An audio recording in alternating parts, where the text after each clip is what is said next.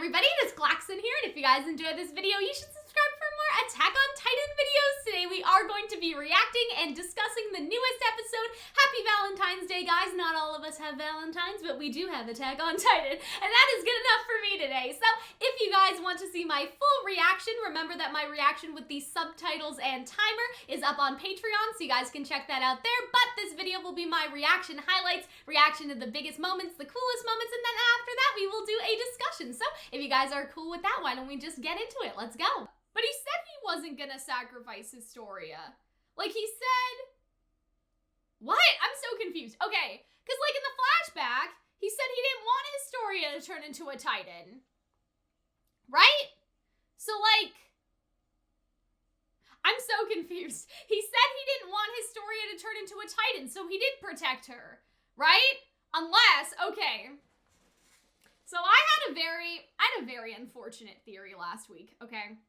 My very unfortunate theory was that Historia and Zeke would have to have a baby in order to continue, like, the royal bloodline. That was my unfortunate theory. So what if what Hange is saying, like, the old Eren wouldn't sacrifice Historia to be a Titan, but this new Eren is fine to make Historia marry some random, like, ass man that she's never met and, like, force her to have, like, a baby, right? Like, is that maybe what she means? What?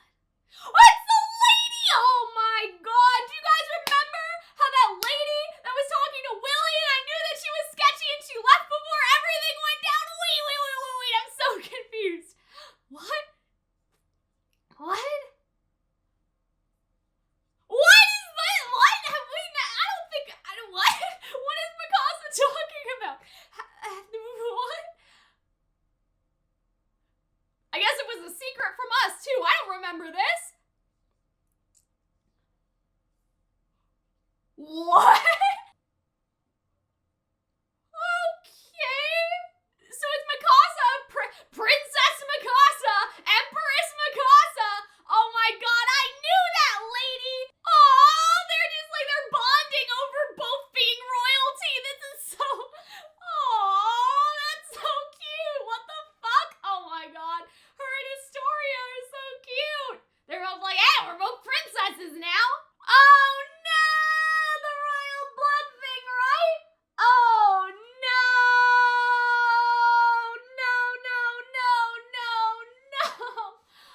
Damn. So Historia is just popping out kids. Oh, I see. Damn, so wait, Eren wasn't on board before. Oh, he wanted to protect Historia. Oh, flashbacks. Whoa!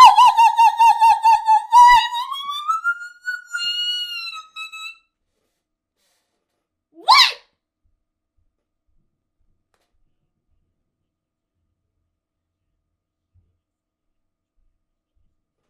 What? Oh, that's so nice, Eren. See? He wants them to have long lives. But him and Armin won't get long lives. Ah. Oh.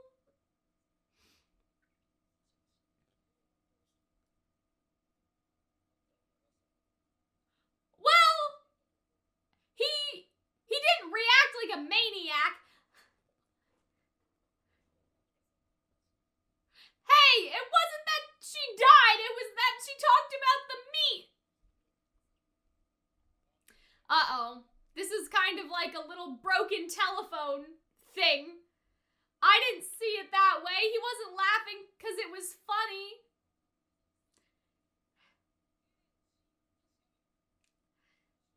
But that's interesting. They have a different perspective of Eren than maybe we do, right?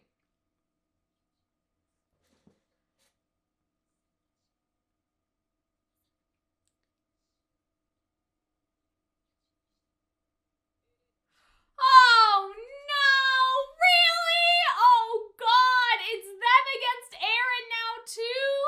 Alright everybody, let us get into the discussion now. Now this episode was a little confusing and I hope to clear up some of that confusion confusion, but I am also confused. So hopefully we'll all talk about that in the comment section together, and that is how that we will get through this episode. But generally, I really liked this episode. There were really nice character moments. It's propelling the arc forward. There's a lot of political stuff going on. Like, even though there wasn't a fight, like, it's very interesting stuff to talk about. And let's start with this scene between Eren and Hange. Now, I don't think that, like, line by line there was anything, like, deeply interesting, but it's more the vibe. Like, first of all, we get a lot of Hange's characterization. Like, we love her, we stan. Like, she's a very great character, a very funny character, but I feel like that there's an underlying theme in this particular scene, and it's that she's trying to be, like, jokey and, like, lighthearted, and she's trying to, I don't know, like, get a laugh out of Eren, or even, like, an eye roll, like a, oh, sure, mom, like, when your mom makes a joke or something, like, she's trying to cheer you up, and you're like, whatever, mom, like, moody teenager type, because I don't think that they necessarily had the relationship before, the friendship before, where they would be, like, joking back and forth and exchanging jokes and stuff like that. Like, I feel like that it would be sort of that eye roll, or maybe even a little sarcastic, but I feel like that what she's trying to do is break down his walls right here and try to get to see if the old Eren that they knew is in here somewhere, because she says something very interesting, and she says it right here. Keeping quiet isn't helping. Normally, people don't talk to themselves like that, and so I feel like that that's the underlying theme within the scene, is that she's doing this because she is basically presenting jokes to him to try and be like, hey, buddy, like, you okay? Like, I feel like that she actually has concern about him, concern about his emotional and mental state, but she doesn't really want to get all serious. Like, that's not exactly who her character is, so she's trying to worm her way in with some lightheartedness, but it's just not working. Like, it's not working for him, and so I feel like that this expression, like, this concerned look on her face, I feel like that's an important attribute to the scene, because that's basically what this scene is all about. Like, she's trying to connect with him and be like, hey, you know, do you want to talk about it? Like, how are you feeling, right? Like, that's what I interpret it as anyway, right? Like, normally people don't talk like that to themselves, right? Like, she's worried about him, and so she's trying to cover up her worry with some jokes, right? And so even in, like, look at her face, like, right here, I don't know, like, it just seems like she's very concerned about him, right? And then she's just like, hey, I think your hair is cool, right? So she's just trying to get his attention and get him to stop being, like, so grumpy, but it's clearly not working. He is over it, right? Like, he is definitely over it, and we see that, like, in the other scenes as well, and I don't think that she expected Eren to be, like, this, like, angry and this type of a person, and we get more to that in the other scene, for the other half of this scene, I guess, because the OP, like, sort of, like, cuts it for a bit, and so we'll get to that when we get there, because I think that the scene with him kind of, like, threatening her is a big, like, right? But let's talk about this line right here. I honestly believed you would never sacrifice Historia. So when I was watching this, and I probably included this in the reaction portion, I was like, but what do we mean, right? Because he didn't want to sacrifice Historia. The whole thing from last episode was, I didn't want Historia to be turned into a Titan, but I think that based on what happened this episode, we kind of know some things. And it isn't that he necessarily sacrificed Historia as a Titan, but rather, he sacrificed Historia's, like, autonomy to some extent, like her free will. I think that what happened is, even though Historia is not being turned into a Titan, she basically has to do, like, what it said in Zeke's plan, which is to keep popping out babies. Like, I think that that's what happened, and so in a way, he did sacrifice Historia, because I think that later on, in that scene where Eren's like, no, we're not doing this, Zeke can shove his plan up his ass, like, that whole thing was because he didn't want Historia to have to do that. He talks about, like, the breeding and all of that stuff, and so I feel like that this line was basically Hange saying, like, I can't believe that the Eren that I knew that didn't want Historia to turn into a Titan would, like, sacrifice her for this plan, would let her have a life like this. So this scene confused me at first, because at first I thought that Yelena and Eren were gonna board that ship that we see in the flashback. Like, you see that Peck is talking about, like, oh, I recognize that person, they were on the ship coming back, and they were one of Zeke's followers, like, that whole thing. I thought that that was gonna be this scene, but actually, everyone is here because they have an esteemed guest that they are welcoming through the port. So I thought that this was a really interesting scene, and I love how Levi's just like, no, you won't be working together, you're lucky enough to see his face. But, like, I'm looking at Eren's face, does Eren not look a little weird here to anyone else? I guess it's just because his hair is growing in this, like, weird, like, in-between, but I was just like, Eren's head looks really strange. And listen, guys, I'm not trying to, you know what I mean? I too have a big forehead, you guys have pointed out, so like I can't judge too much, but Eren's whole face here is looking a little weird for some reason, especially where his hairline is. But yeah, again, like I can't necessarily judge, but at first I was like, Eren's looking a little weird, but growing pains, I guess. But yeah, I did think that his face was a little bit off in this scene, but that's my only like criticism about it if I had to make one. But I thought that this was like really fun. I love Yelena. She's just like, welcome. Like I just love this scene so much. And then I was like so like lost and confused, but I was then so happy when I saw this lady because I had this whole thing, and my whole thing, if you guys remember, was I'm pretty sure that this was the lady that did two things. One, she helped Udo at the party, right? So Udo wouldn't get punished. That was the thing. And then the second thing is that she talked to Willy and then she fucked off as if she knew that something bad was gonna happen. And I was like, right? And what if why she knew something bad was gonna happen was not because of Willy? Because at first I was like, oh, maybe Willy told her for some reason, but it wasn't because of Willy at all. It was because of her ties, I think, to Eren, and that is how she knew. And so it just solves everything that was going on like in that section and in that scene. I guess she talked to Willy because she knew that Willy was gonna get attacked by Eren, and then she was like, all right boys, let's get out of here, right? Because Eren was gonna attack, and she probably had that info because of her relations now with Paradis. So this was really interesting, and I didn't see this coming at all, and I think the reason why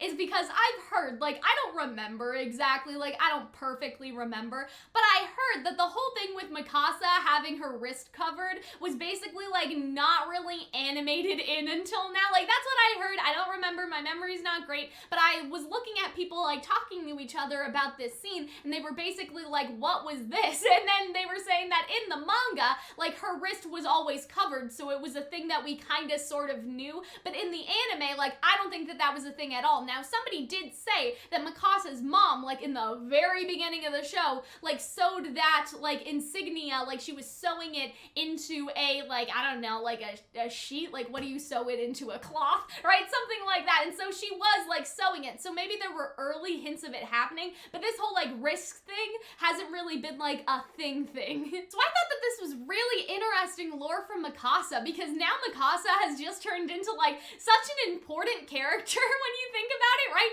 Because she's not only an Archerman, which was, like, her dad's side, right? Now she also, like, has this thing going on, and it's just like, oh, it's just crazy, right? And so I'm super interested in all of this, and they do explain it, right? This symbol was passed down to me from my mother. She said I should pass it on to my child, and so basically, they explain that they had relations, I guess, with Paradis, like, a long time ago, and then, does that not look like Zeke? Sorry to stop my train of thought, but, like, this guy kind of looks like Zeke, but I know it was in the past, but I'm just saying, like, it's kind of funny how history somehow, like, comes around in that way, you know what I mean? And so, like, this old guy kind of looks like Zeke, now Zeke's in the position that he's in. That's basically what I'm thinking, and so they basically say that they, like, had a son, basically, of this, like, I don't know, this, like, nation. Basically, there was a son of a nation, friendly with King Fritz, they came to Paradis, and then one of the kids was, like, left there by accident, which is so awful. So basically, she goes on to explain that a child of, like, the ruler of the nation was left on the island,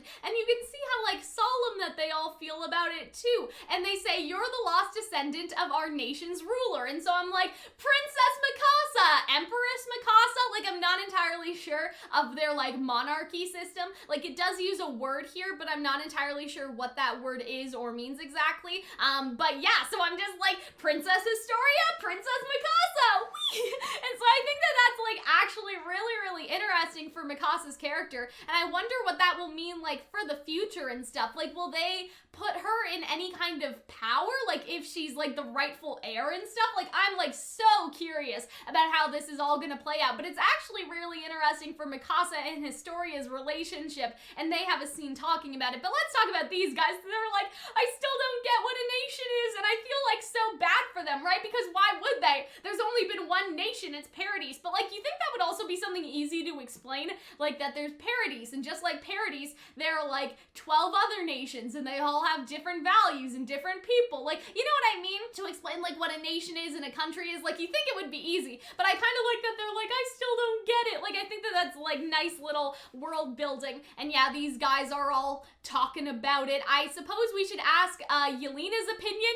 and then they're like, no, like, we can't, you know, we have to make the decisions, like, we can't rely on her, right, because she is, in a sense, like Zeke, right, like, she is basically like the Zeke placement here, and so if you rely on her, you also rely on Zeke, and they don't want to do that. That's how I sort of see that. And I really like Commander Prixus's line here: the sea has joined us to the world, but we're still a child learning how to walk. Like, they just do not know shit. I really like this scene between Historia and Mikasa. Like, I thought that it was just really, really sweet. Like, you've never taken off your wrist wrap for anyone. And so, see, they all know about it, but where were we? We didn't know shit. And so I think that that's, like, kind of funny, but at the same time, like, I don't know, it must be hard when you're making an anime at the same time as the manga, because it's like, what if there's details for foreshadowing and you don't include it because you don't think that it's important, but then later, like, it becomes a thing, right? So it's, I don't know, it's sort of one of those things that's kind of interesting, but at the same time, if you guys are right, and they did have the mom, like, sewing the symbol into the cloth, then they did know it was important. They just, like, didn't want to, like, do the whole, like, branding thing, right? And so I guess that now they're trying to treat it as, like, surprise, right? Surprise for us. But yeah, I don't know, it must be weird to have things like that, because how do you really rectify that? Like, if foreshadowing was supposed to go somewhere and you cut it because you didn't think it was important, but then, like, the manga author does something with it, like, what do you do? I don't know. That's an interesting question. But it's like, this scene is just so cute and wholesome, and it's just like we're both princesses. That's what this scene basically is. You and I were born with a heavy burden to bear, and, like, look at them. They're so cute, and they want to rely on each other, and it's, I hope that this, like, comes back into play with Historia being pregnant and stuff, and, like, what the burden has turned into. Like, oh gosh, I just like this scene so much. And, like, Eren looks so happy, like, his favorite friends are bonding, or I guess not his favorite friends, but, like, obviously Mikasa and Historia mean a lot to him, right? So it's like they're bonding, like, that's really cute, and, like, Eren looks so happy here, and I'm like, when's the last time Eren looked happy? So I think that this scene was really interesting because they knew about Mikasa, but I wonder how they knew exactly, right? Like, it was under the condition that we were able to meet Lady Mikasa, we were gonna help Zeke. But how did they know about Mikasa in the first place? Like, did Eren relay that information? Like, I'm kind of interested in, like, that whole thing, right? Like, I wonder, like, how he knew, but maybe he just knew, like, okay, well, if the child of, like, this, you know, this nation was around, like, I'm pretty sure they have a descendant somewhere, right? Like, maybe he did, like, some investigating or something, like family tree investigating, I don't know, but yeah, so that's the only thing that I was unclear about that. But I really like this scene, right, of the Omni mover gear. The only thing that I don't understand is why she knows about it. Like, how does she know? Did they have that, like, back when the child was left there, or back when they were visiting? Because this seems, you know what I mean? Like, that was a long time ago, kinda, and so, like, it's kind of weird. I don't know why she recognizes it exactly, unless they too have had spies on the inside or something. But that aside, I think that this is interesting, and I talked about this, but I'm like, whose Omni gear is this? First of all, like, is this Erwin's Omni gear? Like, is this somebody that's died Omni gear? Like, anyway. But yeah, that, like, makes me a little bit like, whose Omni gear is that, though? But yeah, however, it needs special fuel to make it work, and then basically they talk about the resources that are in the mines in Paradise, and she basically talks about, like, hey, like, we want this industry for this mineral, and then we'll be rich as a nation, and, like, and other nations will want to trade with us. It'll be great. Like, that's the whole thing, right? Our nation may just helm an industry that restores it to its former glory, right? And so that's, like, her interest in all this. And you see she even, like, licks her lip there, which is a little bit like, oh, that's a little weird. And so Mikasa's just like, so I'm just being used. And I'm just like, oh, Mikasa. And then Hange is basically saying that they kind of had intel on this. They kind of knew that they would be in it for the money. Because, I mean, it makes sense. After all, it's not worth the risk coming here unless money is involved, right? And, like, that's the whole struggle in the first place, right? It's not even necessarily about, like, oh, we need to take care of Paradise because, like, it's dangerous. Like, I talked about this last week, but it's also, like, the political aspect of it. Like, there are resources there. People want the resources. So wouldn't it be easy if there there were dangerous people living there that we could wipe out without anyone being concerned about their human rights. Like, that is basically what is happening here, is that all the nations are basically like, yup, they're definitely dangerous because all the nations have a political incentive to just take the resources, and it's very hard to take the resources when people are around here and still living here, right? And so I feel like that's the whole thing. But in this case, they will actually work with Paradis in order to get access to those resources, whereas I feel like the rest of the world would destroy Paradis to get access to those resources. So then we get to hear Zeke's plan. One, we're gonna do a test run of the rumbling, see what it can do, show the world like, hey, don't fuck with us, like this is like one colossal titan from the rumbling or whatever, right? Like, or like 4, or like, you know what I mean? Like, CR strength, like that's basically the idea, right? And so like release a couple, 1, 2, 3, 4, however many, just a small sample of like the titans that are inside of the wall, release them out, and then the world can tremble, I guess. Like, that's part 1 of the plan. Part 2 is that with the cooperation of the nation, right, like your military must be strengthened until the use of the rumbling isn't necessary. So I feel like that basically they're saying, first, we'll do a small bit of the rumbling to buy time. Second, we're gonna help you strengthen your military so the use of the rumbling will never be necessary anyway because your nation will be protected. And that could be like giving supplies and like trade, or even just soldiers, like basically giving more soldiers to their army to bolster their army, right? Lastly, the founding titan and a titan with royal blood must be passed down. And that's the third point. Zeke says that the beast titan must be passed down to someone of royal blood. Until their 13 term ends, they must bear as many kids as possible, right? Even if weaponry advances, the rumbling itself is powerful. Unless we get rid of it, inheriting titans will continue for generations to come, right? And so I feel like the whole thing about this is that Historia, it's complicated with Historia because Historia is kind of doing 2 things. Like, 1, she got pregnant so they won't turn her into a titan because it seems like that the people on her side, like her like Council of the Queen, wants her to just turn into a titan and eat Zeke, right? Like, they're done with Zeke, they don't want to work with Zeke anymore, right? Like all that stuff. And so Zeke lives longer because Historia is pregnant, and they don't want Zeke to live longer, they just want her to eat Zeke and get it over with. So at the same time, it's like, 1, I think that Historia got pregnant because she didn't want to like turn into a titan yet, and to basically elongate Zeke's lifespan, to keep him around as long as possible, because yes, his term is up, right? But I feel like that the Queen's Council in this episode would like kill him basically preemptively. And so it seems like that basically what they're suggesting is that Historia would eat Zeke, right? And then Historia would have to continue to get like pregnant, right? But I think that the reason she got pregnant before eating Zeke was to buy Zeke some time, but eventually, like after she has that baby, she will have to eat Zeke. Like, I think that that's what's going on here, right? Zeke will pass on the Beast Titan to someone of royal blood. Until their 13 term ends, they must bear as many kids as possible. And so in response, Historia says that yes, she will inherit the Beast Titan. And here's why I think that Zeke didn't specifically say Historia.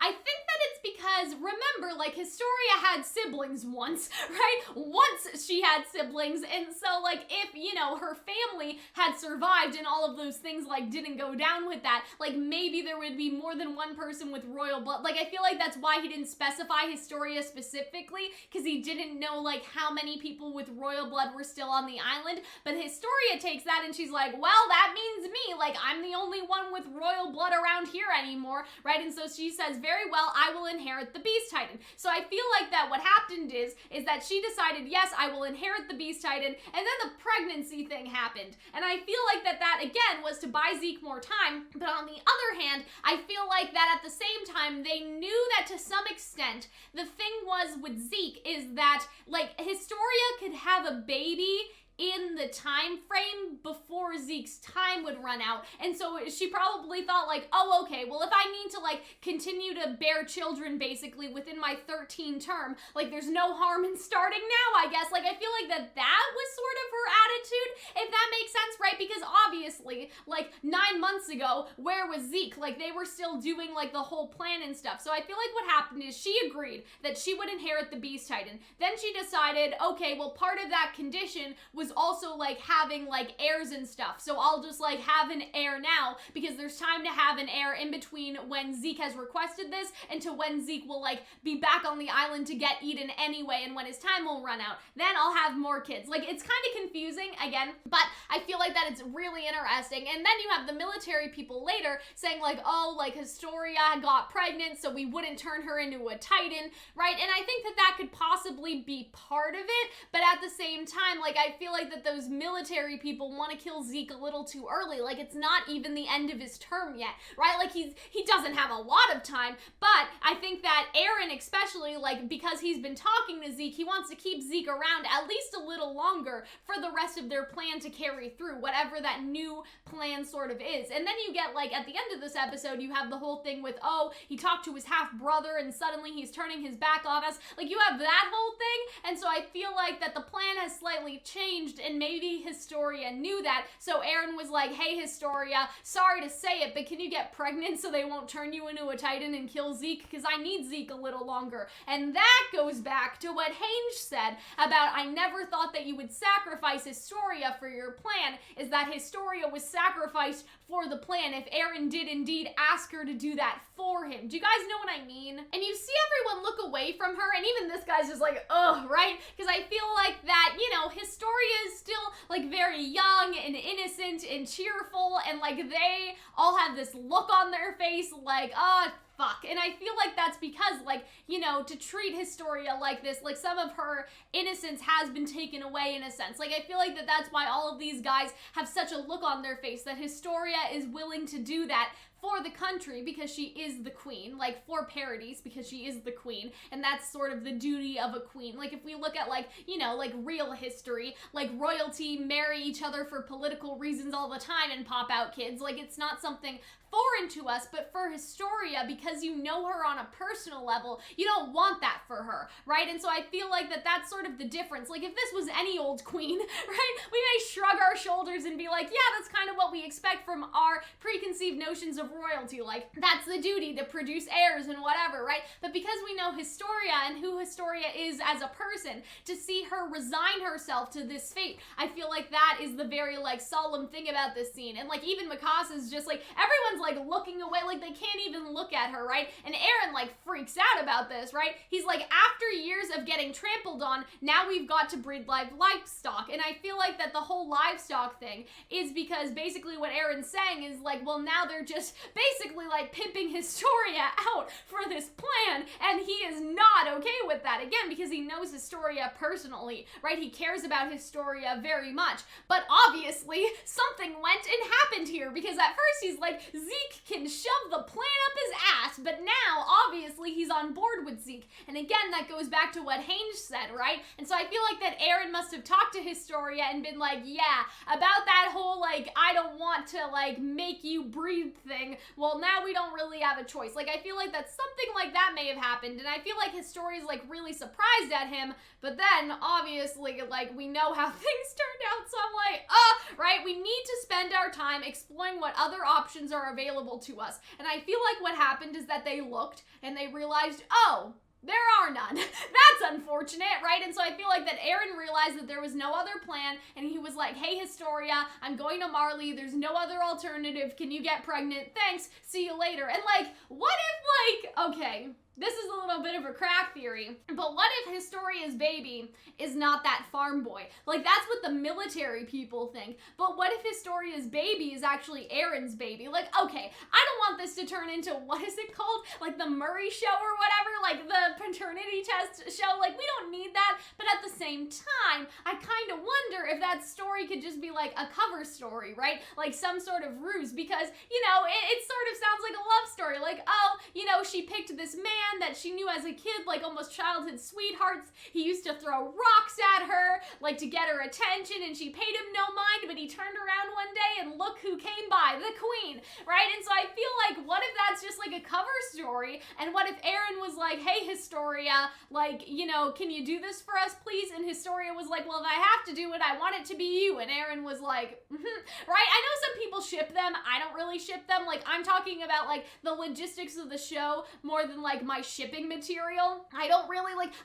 Eren fucking Historia. Don't get it twisted, right? That's not like my opinion, but I'm saying that I could kind of see that happening. And see, I feel like that Historia has tears in her eyes here because she's still like, oh, Eren's still protecting me, and I think that she feels some sort of relief because she doesn't actually want to do this. She was putting on a brave face. But then we get back to the conversation with them in here, and so I feel like that conversation was before this one. Like, the stuff with Historia was before coming back to this scene, was because we now understand how Eren sacrificed Historia to some extent. But I still don't get why you went on your own and put the island in danger. Don't you care about Historia?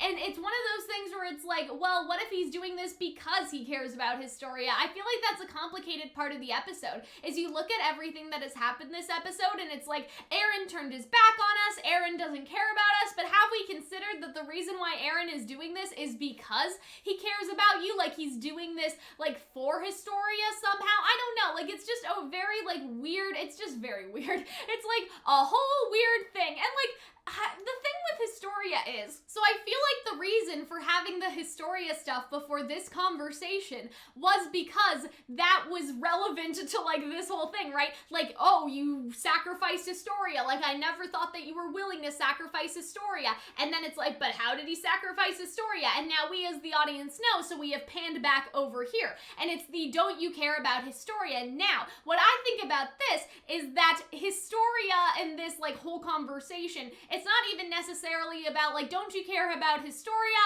Like, why would you want her to, like, basically be turned into, like, a baby factory? I don't think it's even that. But if Historia eats the Beast Titan, her lifespan will inherently be shortened to 13 years. And then all the kids that follow after that, their lifespans will be shortened too. And I feel like that's why Hange said something about putting our, like, failures or putting our burdens on the next generation and our descendants, because Historia will only have 13 years to live, and say she has one child, right? And then she has 13 years to live. That child becomes 13, they get the Titan powers, and then they have 13 years to live, and it just continues and continues and continues, right? And so I feel like the don't you care about Historia part is also like the shortened lifespan. It's not necessarily even like the having kids thing, though I think that that's part of it too, right? But it's also just the fact that, like, now that she's resigned herself to this, after she eats Zeke, she will not get to have, like, a long and fulfilling life. Like, this is what she will be resigned herself to, right? And so I feel like that then he's just like, listen, I don't want to fucking talk about this with you. And so he decides to threaten her instead, because I feel like that Hange is asking questions that Eren already knows the answer to. And I feel like the answer to all this is, yes, I care about Historia, but it doesn't matter what I wanted for Historia anymore, or even what Historia wanted, because I have seen the world, and, like, our entire lives are at stake here. Like, there are no other choices. Like, you think that I would do this if I had another choice, right? So I feel like that's like Eren's whole thing, so he won't even talk about it now. He's just like, I'm gonna threaten you because you're bringing up all these emotional questions, and I've had to resign myself and put these emotions aside for this very reason. I can't get emotional about it because that is what needs to be done. I have the founding Titan, and you can't kill me. You can't kill Zeke either, even if you threaten to. So Hange, what is it you can actually do, right? And so he basically, again, threatens her, right? And then she just brushes it off with a joke, right? And he almost transforms, like, he doesn't transform per se, like, he's not going to transform. I don't think he's going to transform, but he starts, like, threatening her with a controlled almost transformation. So I think that he has more control of it now, where he could, like, sizzle a little bit, like, basically, like, at, like, 1%, and then shut it down right away so he actually didn't turn into a Titan. But basically what he's saying, like, hey, listen, okay, like, you guys think that you can keep me in here? Well, you can't. So you may as well just let me out, right? And so I feel like that this was a really compelling scene, because it shows, first of all, how how far Eren is willing to go, but then it also shows that Hange really, like, bottles all of this up and then, like, yeah, like, you rebellious, like, teenager, you idiot, like, she just kind of brushes it off, like, you perv, right? She makes jokes out of it to hide all her insecurities and how scared she really is, and you see this while she is sitting in front of the door, right? Like, I feel like that she is literally terrified, but she hid her terror with basically some jokes so Eren wouldn't see, but I feel like that she genuinely really did feel threatened by Eren at that moment, and fuck, like we have let this monster get out of our control, and now we have to just do what he says. They can't control Eren anymore, and I feel like that's gonna be a big problem, and that's also why Armin and them have that conversation at the end of this episode, but we will get there. I like this. Erwin, you only made one mistake in your life. Why did you make me commander? And so I feel like that she's being really hard on herself, right? Because she doesn't know how to handle any of those situations. Like, I feel like that she went down there to try and make Eren, like, open up and, like, talk to her and stuff, but really, she just did the opposite, and now they're in just, like, deep shit, right? And so I feel like that was a really impactful scene for Hange's character, just because you get, like, the depth of her personality, right? Like, she's covering up her insecurity with jokes. She's covering up her fear with jokes, right? Like, I feel like that it was really, really interesting to see her and Eren interact that way. Never mind, right, what we see of Eren, right? That he's basically just willing to threaten her. I think that what Hange was saying about Historia genuinely really upset him, and that's what set him off. Like, he wanted to make Hange leave because he can no longer, like, think about all of this stuff without it just taxing on him. You know what I mean? And so I thought that was really interesting for Eren's character, too, is that he's lashing out, I think, because he doesn't even want to think about it anymore. He already knows Hange, right? I talked about that earlier, but he's like, Hange, I know. Like, stop reminding me because I already know, right? I know already. And so I feel like that really irritated him, that he knows that he did this to Historia, but the more that he thinks about it, the worse that he feels about it when he, I think, thinks that he had no choice about it. Like, don't you think I would have saved her if I could, right? It's that sort of mindset, I think, with Eren. And so I think that Eren is sometimes really willing to do anything in order to get out of situations like these, if that makes sense. I mean, I think that threatening her also had the effect of being like, hey, can you guys let me out because I'm not gonna stay in here, right? You know what I mean? Like, I don't need to stay in here anyway, so you guys better let me out soon. Like, I feel like that it was about that as well. He doesn't want to be trapped here anymore, but I feel like that in order to protect himself, he will, like, push other people and push out that conversation away. If he thinks about how much he cares about Historia, like, that could be his downfall, right? And then we see Historia, right? And so come inside Historia, you've got to take care of your body. So I'm assuming that this is like the farm boy that they were talking about, and so Historia is already pregnant in the current timeline, and she seems to be like literally 9 months pregnant, right? And so I'm assuming that what happened is that, like, oh, wait a minute, but Eren didn't leave 9 months ago. Like, Eren left like a while ago, right? So wait, how long did Eren leave to go to Marley? Can Eren be the father then? Okay, so the reason I'm asking this is because you guys know how earlier I was like, what if Eren's the father? But the problem is that how long was Eren at Marley again? Was he in Marley for like 2 years or 1 year, or if it was 9 months, I mean, we can work with that, but it may actually just be this guy if the timeline doesn't match up. I don't remember. Okay, because here was the thing. Eren had said to Reiner, like, it's been 4 years, but that's when he last saw Reiner, right? And then we know that this, like, the other stuff, the stuff with Historia and Zeke and the plans, like, the thing at the beginning of the episode was like 2 years ago, right? And so did Eren leave after that 2 years? Was it 2 years that he was in Marley, or was it like semi-recently that he went to Marley? Could he be the father, guys, is what I'm asking. I need help with the timeline stuff. I mean, either way, it seems like this guy is like taking responsibility for Historia, though. I'm guessing that that's like the boy that they talk about, that the military people talk about. So then we get this information about Haizuru, and a small eastern nation with its own unique culture whose head of state is called a shogun. So I think that that's the word that I was struggling with earlier. So the shogunate, I think, was like the word that they used earlier. So like, is Mikasa gonna be the shogun? That's what I'm curious about. Producing many talented engineers, Haizuru has flourished in weapon and aircraft development and was at one time an ally of the Eldian Empire. The crest of the shogunate depicts 3 single-edged swords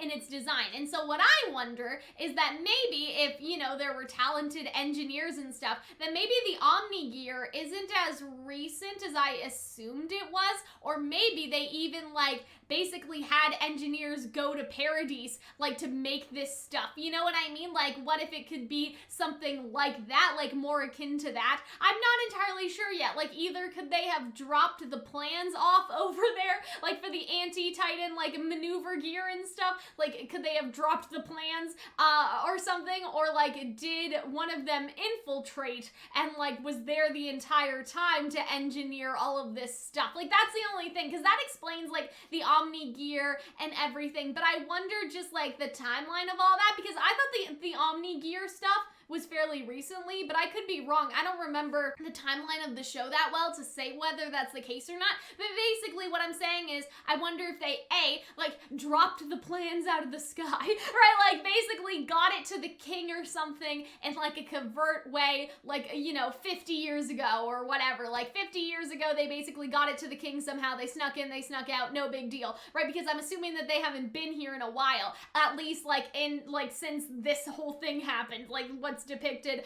in her story and everything, right? Or, like, did they leave some engineers that were already, like, galaxy brained inside of the walls, and then those engineers did, like, apprenticeships and stuff like that, and it was sort of like a craft that was passed down, right? Like, the talent of the engineers was, like, passed down, like, within the engineering people. I don't know. I'm a little, like, about that. Okay, so let's talk about these drunk guys, though. So it seems like the king people, or like the Queen's Council, I don't know what to call them exactly, right? It seems like the Queen's Council, right? They wanted to feed Zeke to Historia as soon as he got on the island, which is a big no-no, right? Like, I think that Eren doesn't want that. Zeke probably doesn't want that. Like, yes, Zeke's time is running out, but I think that they want to use Zeke to his maximum capacity, right? But instead, these people were like, you know what? We should have just, like, turned Zeke into a Titan, had Historia eat him, great, or whatever, right? However they're planning on transferring, right? She played around and got pregnant. In the end, she's a low-bred girl who's queen in name only. So basically they're saying, like, who would have thought? Like, she's a slut. And I think that that's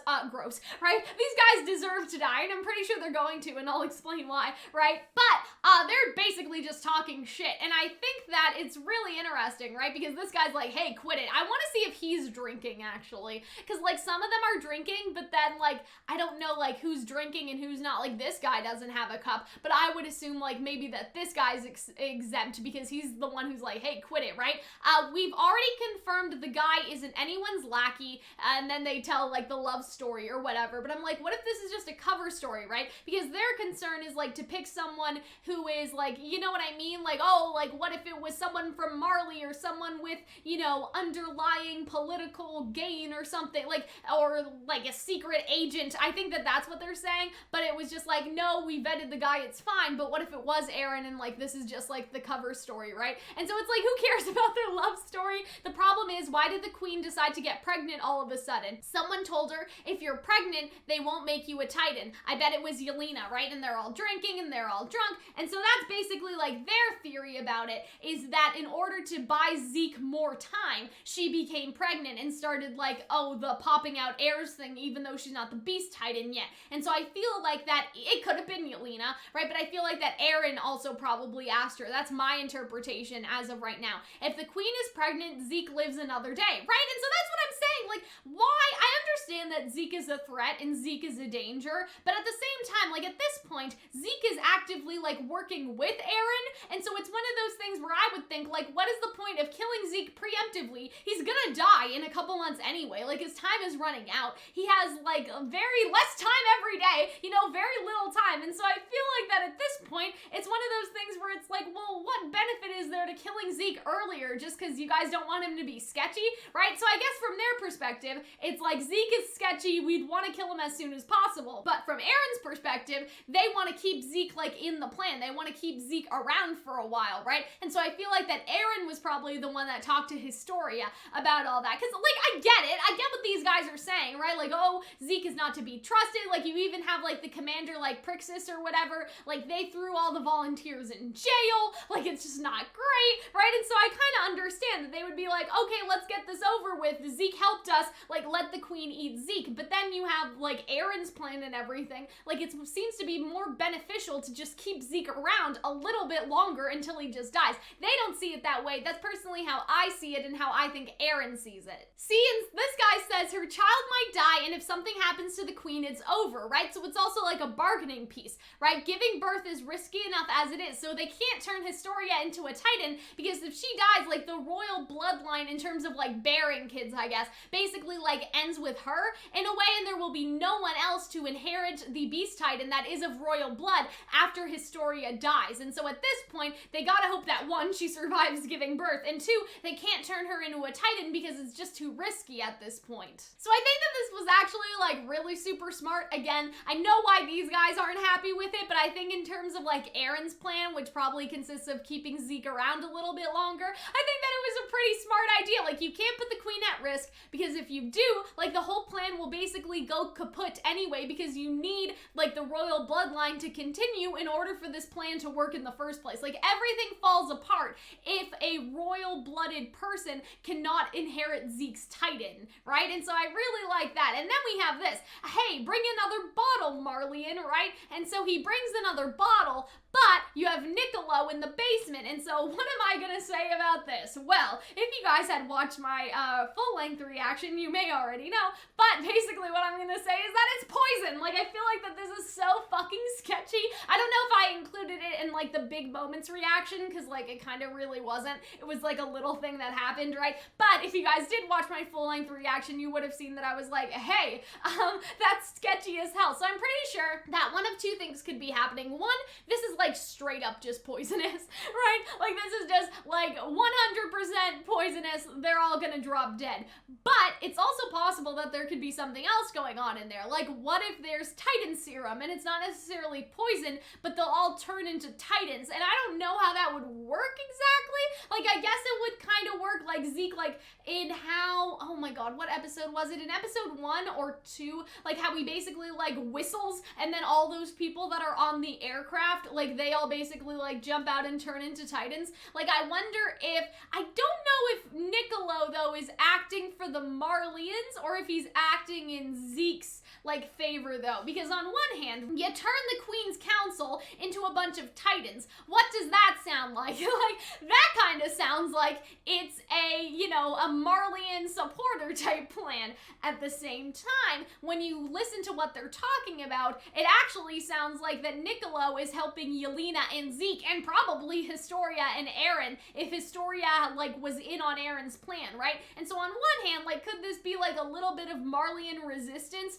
to try and get rid of, like, this council, right? Like, yes, but I would say that it's actually Niccolo trying to help Zeke, Yelena, Eren, and Historia, right? Like, I don't know. I don't think that Zeke is gonna two-time them, because that would be three-time them at this point. Like, oh, we thought Zeke was for Marley, then he said that he was for Eldia, and then doing this, like, oh, Zeke was for Marley all along. Like, that's just too much nonsense, right? And so I feel like that what's actually happening, that these guys are doing it basically on behalf of Zeke and everything, because at this point, I'm like, they need to go. I hate these guys. Like, they should just, you know what I mean? Like, they should just turn into Titans. They're talking about Historia like she's a slut, right? And so I feel like that this is also in Historia's benefit, because these people seem like that they want to do some sort of coup bullshit and act against her judgment, right? They're like, oh, we should turn her into a Titan anyway. We don't need to listen to the queen. The queen's just a nobody, right? Like, that's their attitude. So at this point, like, who would want to get rid of them more? Like, the Marleyans for some reason? Or would it be more beneficial for Historia and Zeke and Eren and, like, all of them to get rid of the people that are trying to act against their plan and talk shit about the queen? So here we get some flashbacks again, and it seems like everyone is working on building this railroad.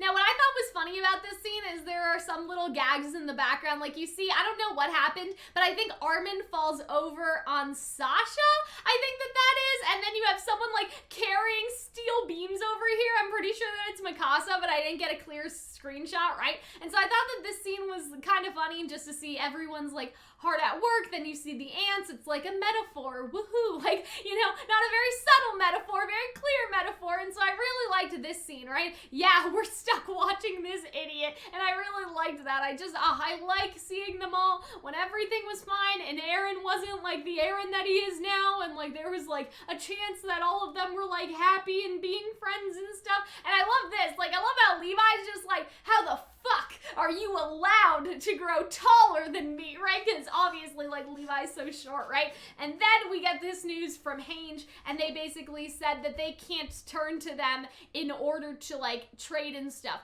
They want to monopolize Paradise Island's resources. They won't help us trade with anyone else. And so I was like, right? Because I think the whole idea is, right, that they could mine the resources, and then they could offer it to other nations to basically, like, get more things in exchange. But basically what they're saying is, no dice, you have to give all of the resources to us. Like, you have to give all of the mining materials to us. No one else can have it. It's gonna be our thing. Like, that's basically what they're saying, right? The world wants Paradise Island to be the root of all evil. It helps to unite all nations and bring stability to the world. And I think that that's interesting because, I mean, that's basically Willie's whole plan. And so I wonder, like, at what point did, I guess, the higher Rozu, like, people, like, know about that? Like, know that that would eventually be the case in the future. And then Eren says, so, we have no choice but to rely on the rumbling and sacrifice Historia. And so I feel like that this is where Eren is realizing that there basically are no other options. And so I feel like that this is probably what made the change in Eren's character and stuff.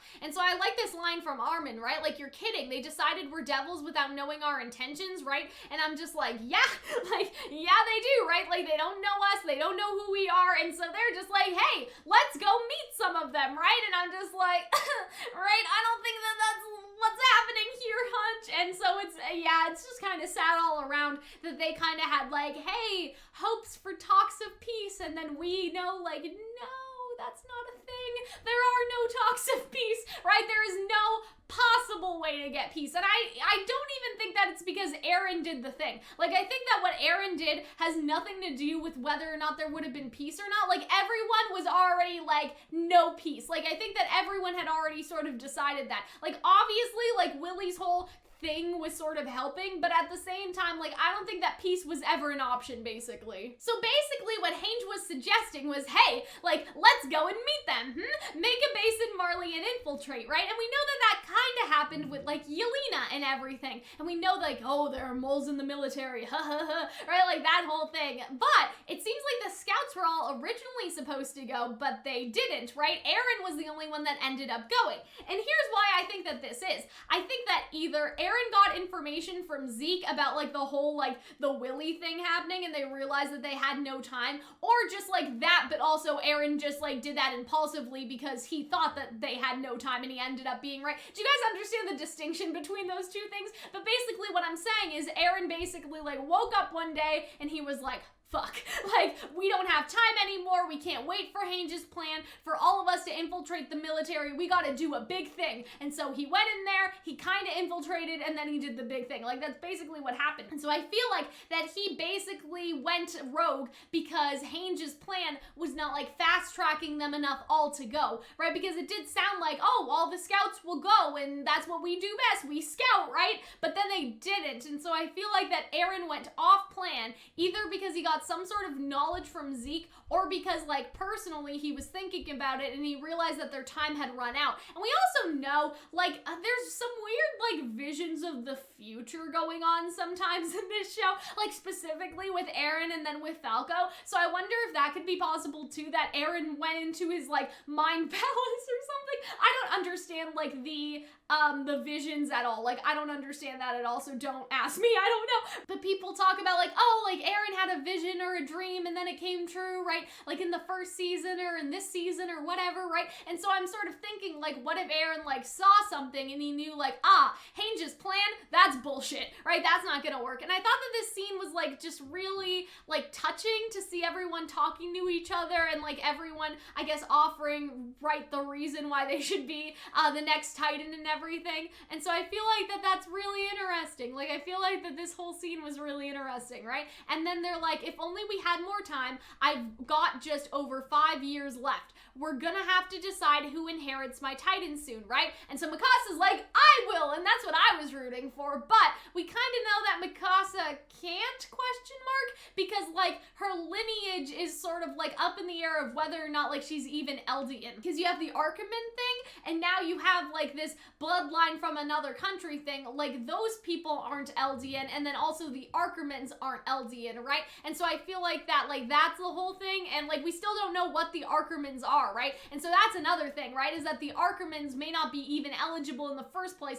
plus the fact that like the other half of Mikasa was not Eldian in the first place, if that makes sense. I hope that you guys understand what I'm saying, right? Like her dad's side of the family were the Archimans, and that was already up in the air, and plus now we know like Mikasa's side of the family, or I guess Mikasa's mother's side of the family was now like from this nation where they were certainly not Eldians, and so at this point it's like, is Mikasa even Eldian to begin with, right? And then Jean is just like, I'm smarter than Eren, I'm not a suicidal maniac, I have good judgment, and I'm just like, you're so full of yourself, Jean, right? And so I think that that was really interesting though, because Connie then uses his words against him. He's like, hey, if you're as cool as you say that you are, right? Like we don't want to lose that. Like you should try to be a regiment leader, right? We don't want to lose that in 15 years if you're as cool as you say. So he like throws it right back at him, right? And so Connie offers, and he's like, I'll do it. It'll work out, right? And then Sasha's just like, not you, because you're stupid, right? And then Sasha wants it, kind of. I mean, she doesn't want it. She's just like, she's next, right? And then Connie is just like, but that doesn't make any sense, because if you're saying I can't have it because I'm an idiot, you're an idiot too. And I thought that this scene was really funny just because of the look on Connie's face. Like I thought this was a great character moment for them, and it's just so sad, like knowing what happened to Sasha, to see all these flashbacks and like see their relationship and their friendship, right? But I love this. I don't want any of you to inherit it. Why not? Because you're more important to me, more than anyone else, so I want you to have long lives. And I thought that that was nice. And then everyone like starts blushing, like you see Mikasa, right, starts blushing, and then you see Eren, right? And so they blame it on the sunset, but I think that the point of the scene is that, like, you know, it's not actually the sun, right? Like I think that Armin's like, yeah, it's the sun, and they're like, oh, well, nothing we can do about the sun. They didn't realize that they meant so much to Eren, and I thought that was nice, and the sunset was nice. And then you have Mikasa looking at the sunset in the present, and then we have this conversation, right? To think that Commander Prixis would go as far as to detain the volunteers. And so now we're in our present time, because remember last episode we saw Yelena be like, hey, we understand, right? Like, because he was like, sorry, we have to throw you in prison like this, even though we have no reason to doubt you. And it was just like, right? Since they and the scouts are so close, we weren't told in advance, and so it was just like, oof, right? Until Zeke's intentions are made clear, it puts us in a real pickle, and Eren suddenly aborts Zeke's plan. So again, I think that Eren being aboard Zeke's plan is also why Historia got pregnant, because the original plan was like, okay, like Zeke will come here and we'll eat him, and that was it. But now Eren doesn't want that. I think that that's what happened here, right? Whatever the two of them talked about is only something they know. And then Connie says, hey, did that look like Eren to you guys? Not me. That wasn't Eren, right? If he's made up his mind to side with his half-brother over us, if he has, then what? And so, like, it's a very interesting conversation, because they see it as he's choosing Zeke over them, instead that Zeke has made Eren realize something that Eren did not realize before, and that has changed Eren's whole perspective about the world. Like, I feel like that Eren isn't doing it as like, oh yeah, I'm just blindly siding with my half-brother over, like, my best friends, like, almost like my brothers in arms, right? Like, in a sense. Like, I don't think it's that at all, but I think that they really feel betrayed in that way. So it's really interesting how they feel about Eren now. And then you see that Connie suggests, like, we'll have to be prepared to cut him down if necessary. And Mikasa, like, who thought that Mikasa would be okay with this? Like, absolutely nobody, right? And so I thought that this was a really good scene. And Connie's like, are you siding with him too? And I'm like, but it's not about siding with him, though. It's like, you guys don't even understand him. And Mikasa's like, I don't think it'll come to that, right? Eren cares about us more than anyone. You guys should know that. And again, I think that's a reference to that scene that we just saw. So that's a nice little thing, and everyone looks away. Maybe that's why he's so hostile to anyone who isn't one of us. He cares too much, right? And so that's what I'm saying. And I think that he cares too much thing comes back into the conversation between Hange and Eren and talking about Historia, that is why Eren threatens Hange, because at the end of the day, like, he cares so much, like, he cares too much about Historia, and so that's why he was, like, hostile to Hange is basically what I'm saying. That's not it. No matter how strong you were, the Ultim tried to keep you off the front lines, but he made Armin destroy the port and pulled you into the fight. All of us too, the ones he called important. So I feel like, I don't know how I feel about this. I feel like that in this scene, like, all the characters have a point, right? Like, they're valid to feel how they feel, I guess. I always say that, right? Like, I always talk about the fact, like, just because they see it from an emotional perspective doesn't mean that they're wrong, but, like, they need to, like, talk through this emotional perspective, like, with clear communication so they can come to a resolution, right? Because I talked about this before, but it's my personal pet peeve when people talk about, oh, well, that's not the logical thing. They're thinking with their emotions, right?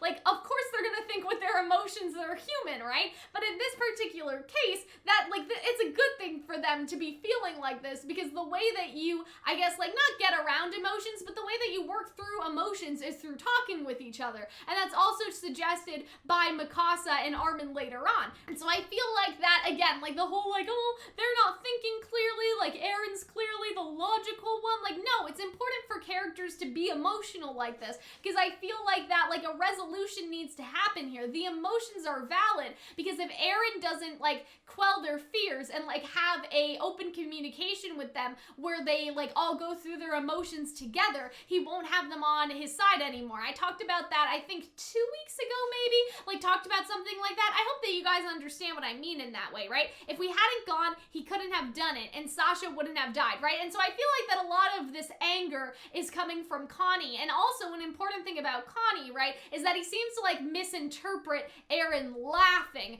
right, like, at Sasha's death, I guess. Like, he's sort of saying, like, oh, like, Eren's a little psychopath, right? But really, like, I feel like that Eren was laughing because Sasha's last words were meat, and it was more of, like, a not, like, oh, ha ha laugh, like, it was a, like, a grief laugh, like, the, you know, almost like the universe is truly punishing us. Of course that would be her last words, right? Like, he saw it as a very cold-hearted thing, but I feel like that we as the audience saw it differently. And again, that's why I think that it's important for the characters to be emotional, because, like, the emotions that they have aren't necessarily wrong, but their perspective will be colored by those emotions and how they felt in those moments and how they perceived Eren. And the only way for them to get through that is for them to all basically talk through it together, right? Like, what did Eren do? Did he cry? Did he regret his actions? And then he laughed, right? And so they seemed surprised by this because they didn't see that, right? They were gone, like, with Sasha while Connie was saying this to him, right? And so that's the other thing, right? Is that because Mikasa and Armin weren't there for it, they couldn't observe the actions for himself. And so it's a little bit of a broken telephone thing, in my opinion. Like, you know, like, the broken telephone game where the words get all jumbled, right? Like, they're hearing this from Connie, and Connie has no reason to lie, but also, like, it's not a lie, but it's not, like, factually the truth either. Like, this is Connie's truth about what happened. Eren's side is just as important, but you guys understand what I mean here? Like, it's not black and white, like, oh, Connie's lying, right? He's not lying, but in his own grief, like, I guess, I don't know, it's like the color of our emotions, right? Have you guys watched Inside Out? I know that that's so weird, but in Inside Out, they talk about how, like, when you have a new memory, right, that memory is like whatever emotion that you felt in that moment, say happy, right? But in the movie, like, some of the memories that were happy, they actually, like, turn sad. And I feel like that that's a really good metaphor for, like you hear, like, rose-colored glasses and stuff, like, oh, you see the past through rose-colored glasses, but I don't think those are the only glasses that you see stuff through. It can actually be the opposite as well, where you see something as fine in the moment, but then you grow up and realize it wasn't. So I feel like in this case, like, Connie's perception of the situation is sort of like that little, like, memory ball turning sad. It's like he was so, like, in his grief, like, he saw Eren's laughter as like a maniacal laughter to make Eren out to be, like, the villain in all this, because he wants to pin the blame of Sasha's death onto someone, whereas we as the audience, I think, saw it in a more, like, it was a very, like, melancholy way. I don't know exactly what the word is for that laughter, right? But, like, Eren's grief, like, that that is Eren's grief. Like, he wasn't laughing because it was funny. He was laughing because of just, like, the situation. I don't know. It's a weird thing. There's a word for it, like, laughing when you're uncomfortable and laughing when you're sad, but I don't know it anymore, per se. But it's like everyone grieves differently, and I feel like that he was reacting to that situation again because the last words were mean, because he was thinking about her, and it was one of those things where it's just, he was, like, laughing at, like, the absurdity of, like, the universe and of fate and all of that stuff. That's how I sort of saw it. I don't know a better way to explain it right now. But I feel like, again, Connie saw that as, like, Eren is the evil villain who doesn't care about any of them, right? And I feel like to some extent, Jean also feels like Eren is, like, kind of, like, doesn't care about them either. So Connie is using him laughing about Sasha to say, see, he doesn't care about us, right? But Armin, see, Armin's, like, kind of the more level-headed one. Because, again, I don't want to, like, put them down for having feelings or anything. They should have feelings, but Armin is the one who, like, basically does what I just said. Like, Armin wants to solve things through communication because he knows that things can be solved that way. And so Armin is my man in all this because, like, that's basically what I said earlier. Like, it's fine to be emotional because, like, you shouldn't put down other people's emotions. You shouldn't say, like, oh, like, whatever, fuck how you feel, think logically, right? Instead, you should have an open dialogue about those emotions so you can learn to understand each other and then, like, see each other's side, right? And I feel like that basically what Armin is saying, like, hey, we'll talk to Eren and we'll get a feel for what's actually going on here before everyone starts jumping to conclusions, and I feel like that's really good. I feel like Eren's just me. Like, Eren's just basically how I feel whenever I see stuff like this. I'm just like,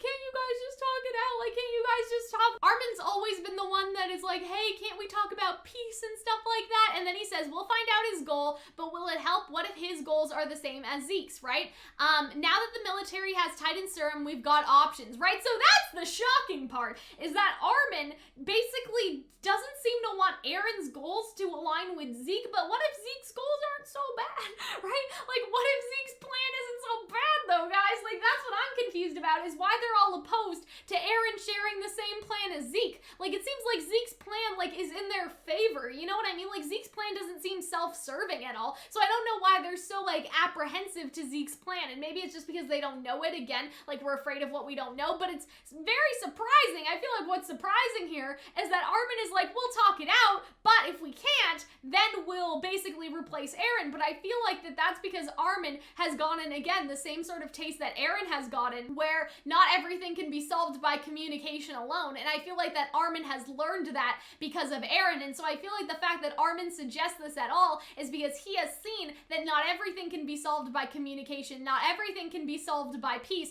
and so he's saying, like, hey, if the peace thing doesn't work, this is our second option, and everyone's surprised because Armin was never like that before. He was almost like the more optimistic one of, hey, like, can't we talk this out? Like, if they know that we're not devils, like, there could be peace. Like, he was always the talk it out one, but I think that Armin's character development has, like, realized that talking it out doesn't always work, and so if Eren cannot talk it out with him, that is their alternative option. Now, do I really think that they're gonna do this? I think it's sort of up in the air. Like, I'm inclined to say no. I think that they do just need to talk to Eren, because again, like, I'm a little bit confused about why they hate Zeke's plan so much, when Zeke's plan could be, like, a perfectly good plan. You know what I mean? Like, Zeke's plan could be a fine plan, right? It doesn't seem to be self-serving. It doesn't seem to be in favor of Marley. Like, unless we do another switcheroo, where it's like Zeke was with Marley, Zeke was with Eldia, Zeke with Marley again, like, unless we do that, where it's like that Zeke betrays them again, like, I thought that Zeke was genuinely on their side, and so that's why I'm sort of like, why is there all this apprehension towards Zeke? I know that they don't trust him, but, like, do y'all even want to ask, right? Because Jean is just like, oh, like, what if the goals are the same as Zeke? But I'm just like, but you guys, like, no, like, do you guys think that Zeke's goals are such a bad thing? Like, why would Eren agree if it would somehow harm, like, you guys and Eldia, right? And so that's the whole, like, thing. If somebody can talk about it more, like, let me know. But I think that it is basically just, like, they don't know, like, Zeke's true intentions, right? They're still unsure. And so if Zeke's true intentions are bad, and Eren agrees with Zeke's true bad intentions, then they'll have to do something about Eren. But if Zeke's intentions are good, and that means that Eren's intentions were always good. Like, you guys know what I mean? This is such a hard episode. I think I've said that, like, 10 times.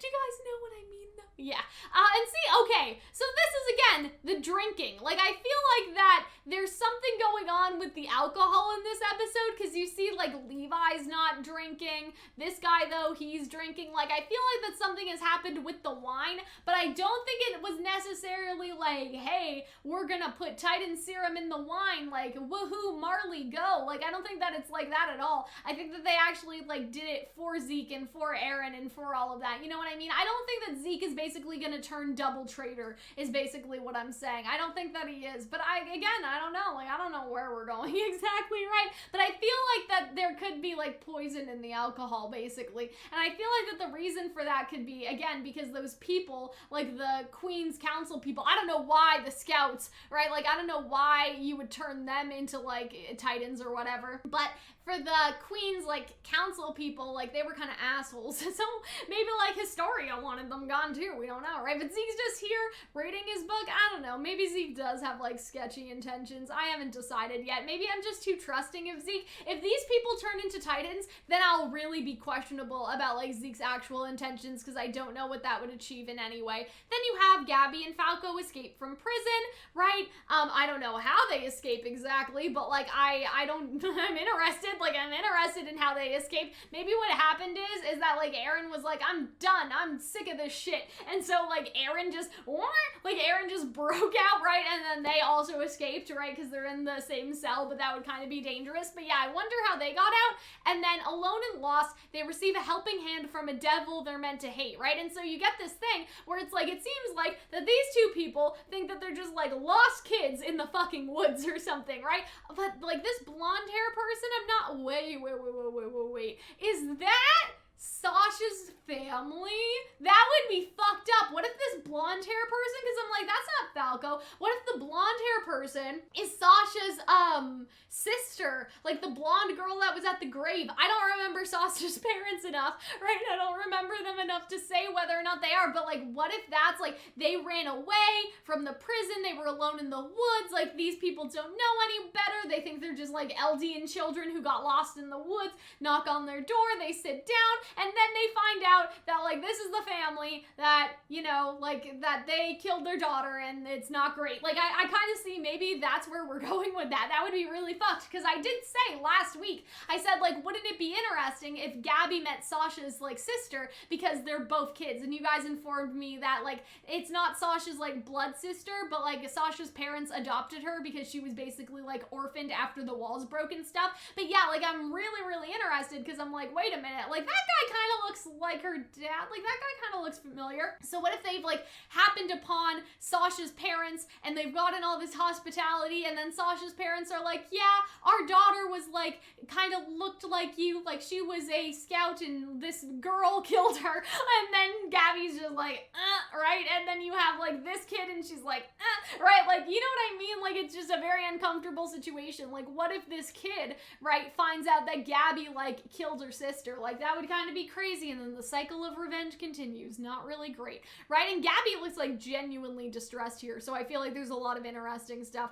Floche, why? I don't know. I wonder if Floche could be the person that they trust to inherit the Titan powers, because, like, okay, if Armin won't do it, if Mikasa can't do it, and if Connie, Jean, and Sasha's not around anymore, right? So you would only have Connie and Jean. And they sort of already explained, like, oh, Jean, if you're as brilliant as you think you are, like, you should be a regiment leader. And then, like, with Connie, it was like, oh, Connie, you're too stupid. Now, whether or not that's true, like, I don't know. But what if Floche is who they choose? And Hange is here too. I don't know if Hange is talking to him, but what if they're like, Floche, you know, you did stuff, I guess, like, you could take Eren's Titan power, but I don't know. Like, I think that Floche is a little impulsive. He's kind of like Eren in a lot of ways, like, from what I've seen of him, so I don't know why they would pick him. Like, he hasn't been around in their little circle long enough, but maybe that's why. It's someone that they can trust, but also not someone that they're personally friends with, where they would be sad to shorten their lifespan. I know that sounds so bad. You know what I mean?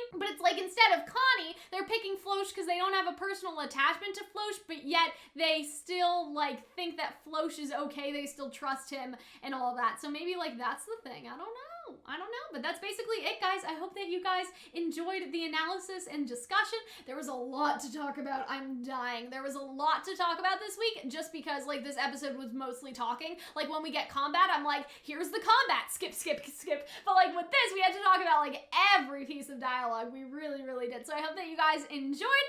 Remember to check out the Patreon to get that early access. Join our Discord server if you guys want to talk with us more. Let me know anything down in the comments if I got stuff wrong. It does happen. I'm a human. It happens sometimes. Or if I ask for clarification on anything, because I probably did, make sure to leave that down below. And that is all from me, guys, and I will see you guys in the next one. Bye!